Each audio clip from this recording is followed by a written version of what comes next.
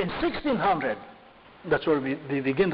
The British East India Company was established for the China trade. But the Chinese didn't want British goods. They only wanted silver. Who's the British? They didn't want to spend. So one of them said, why don't we start barter so that we can keep our silver? And they sent Alexander Dalrymple to travel and look for a place, because to engage in you need a trading position, trading port. He went around and he finally settled in Sulu, where he opened a trading center there. Manila was nearer, but it was Spanish, and the Spanish government, as you know, banned foreign boats from coming in. What did the British do? They used Malayan pilots as their dummies. But still, the ban was there.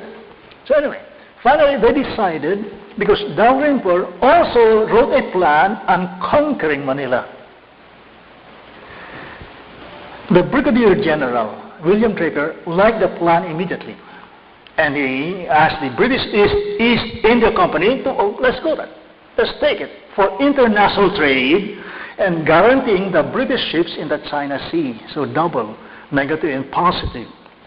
A third port, Singapore, was better located, but it was taken only in 1819, much later. So Manila was the only one.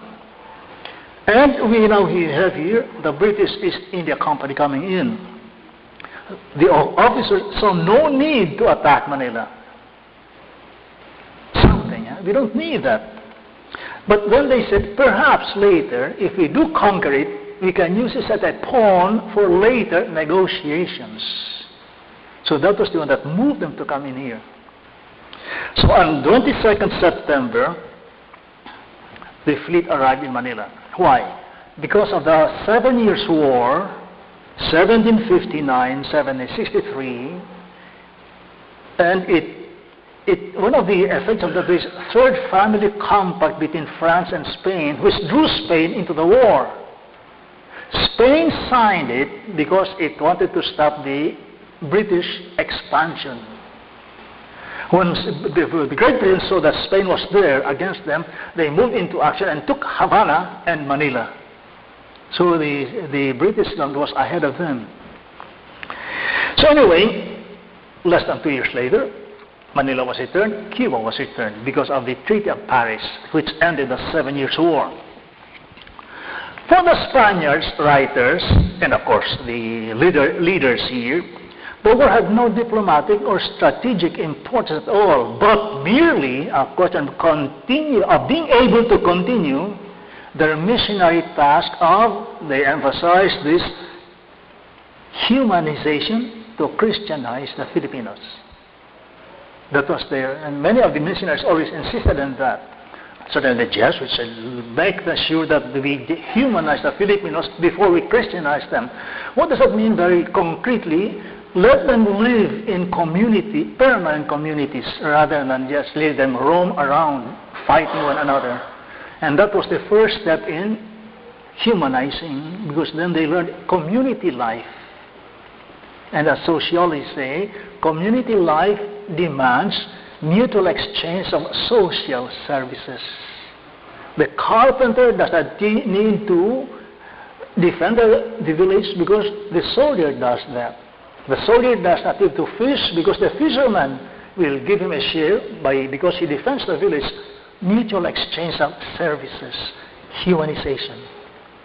And in this, they develop language, which is very Spanish, and mutual human relations. And the seasons were now, time I should say, were regulated because once they were there, what did the Spaniards say?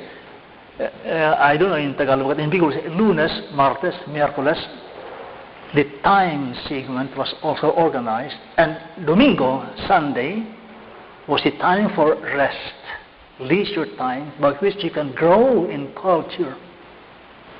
In tribal existence, you don't have that. You have 24 hours to look for food, or you go hungry, but not in community life. So humanize to Christianize. So the British East India Company said, okay, let's come there. But this Christian outpost was blocking them. So that is the thinking of the leaders of the British side. Anyway, they come here. They arrive, 13 boats. The calculation is it would have 6,000 to 8,000 men, land troops and auxiliary laborers. Anyway, between 6 and 8,000. Who was the governor of Manila, in Manila? Archbishop Rojo from Mexico. His predecessor, Arcilla, and the man named by the crown immediately died. So when this second replacement died, Bishop Espeleta of Cebu came, according to the Recopilacion, the Spanish colonial code, that a city should never be bereft of leadership. So Espeleta comes here, and when Rojo comes, appointed by the crown, he replaces Espeleta.